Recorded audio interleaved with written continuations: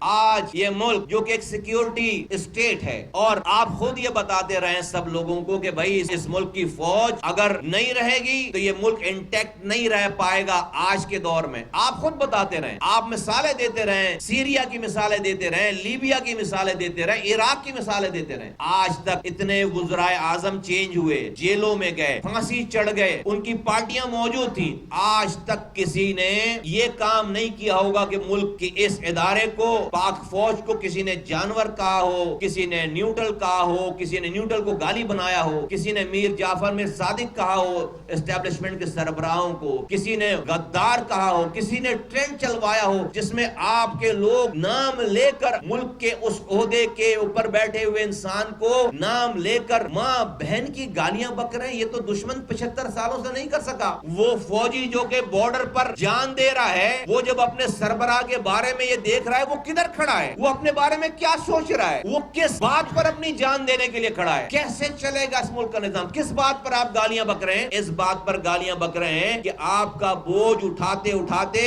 اور اسٹیبلشمنٹ نے یہ بات مانی ہے۔ جب جا کر میں یہ بات کر رہا ہوں، آج میں الفاظ ادا کر رہا ہوں اس لیے کہ پہلی دفعہ پاکستان کی تاریخ میں آج کی اسٹیبلشمنٹ نے اپنی غلطیوں کو ببانگ دہل مانا ہے، ورنہ یہ ملک 2 لخت ہو گیا، اور 2 لخت کرنے والوں نے آج تک ملک توڑوانے کے بعد بھی اپنی غلطی نہیں مانی۔ میں اس والی بات کا کریڈٹ دیتا ہوں آج کے لوگوں کو کہ وہ کم سے کم پہلی دفعہ پاکستان کی تاریخ میں اپنی غلطی مان رہے ہیں کہ ہاں ہم سے غلطی ہوئی، ہاں ہم سے یہ غلطی ہوئی ہے۔ آرمی چیف بھی مان رہے ہیں، D G I S I بھی مان رہے ہیں، اور D G I S P R بھی مان رہے ہیں۔ اور اب انہوں نے جب یہ فیصلہ کیا کہ اب ہم یہ غلطی کو مزید نہیں گھسیٹیں گے، اور وہ یہ تھا کہ جب ایک عدم اعتماد کی تحریک اپنی عروج پر پہنچی، اور اس لیے پہنچی کہ بھائی اس ملک کے جو کرتا دھرتا تھے، جو لوگ تھے جو غلطی کر رہے تھے، جب تو وہ تمام لوگوں کو انٹیکٹ کیے ہوئے تھے، وہ عدم اعتماد کی تحریک نہیں آنے دیتے تھے، وہ لوگوں کو جمع کر کے لے آتے تھے۔ جب انہوں نے غیر قانونی غیر آئینی کام جو ہے وہ چھوڑ دیا اور اس بوجھ کو اٹھانا چھوڑ دیا، تو آج آپ نے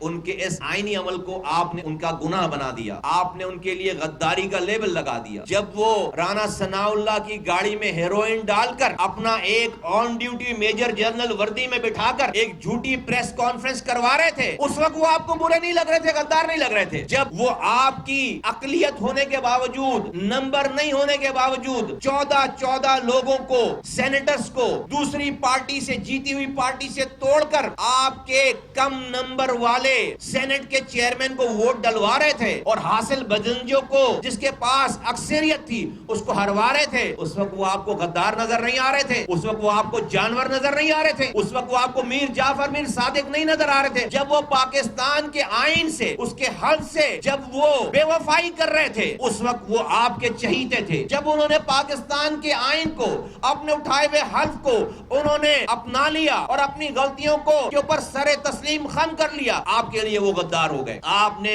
یہ نہیں سوچا کہ اس سے ملک کو کتنا نقصان ہوگا، کہاں پہ ملک جا کر کھڑا ہو جائے گا۔ آپ نے اس ملک کی اینٹ سے اینٹیں بجا دی ہیں۔ بھائی ہم کہیں گے بھائی آپ جو کر رہے ہیں ہمارا اس سے کیا واسطہ؟ بھائی میرا واسطہ ہے، ایک عام آدمی کا واسطہ ہے۔ آپ کے اس تمام شو بازی سے اس ملک میں اکانومی بیٹھ گئی ہے، لوکل جو ہے وہ اپنا پیسہ نہیں خرچ کر رہا، ڈالر لے کر بیٹھ گیا ہے، مہنگائی بڑھ رہی ہے، عام آدمی کی نوکری ختم ہو رہی ہے، مزدور کو مزدوری نہیں مل رہی ہے، پینے کا پانی گھر میں آ نہیں رہا، روٹی کھانے والے بڑھ رہے ہیں اور مزدوری یہاں پر کم ہوتی چلی جا رہی ہے۔ ایک عام آدمی کو فرق پڑ رہا ہے، وہ مر رہا ہے۔ وہ آپ کی طرح جا کر دن بھر تصویریں کھنچوا کر شوشا کر کے محل میں جا کر نہیں، اس کے پاس یہ ذرائع کہ جا کر محل میں جا کر آرام کرے، اس کے بچے یہی ہیں، وہ مر رہا ہے، 22 کروڑ انسان مر رہا ہے۔ اس لیے ہمیں یہ پرابلم ہے، آپ کو کھلی آزادی نہیں دی جا سکتی، اس ملک کی سالمیت سے کھیلنے کا موقع نہیں دیا جا سکتا۔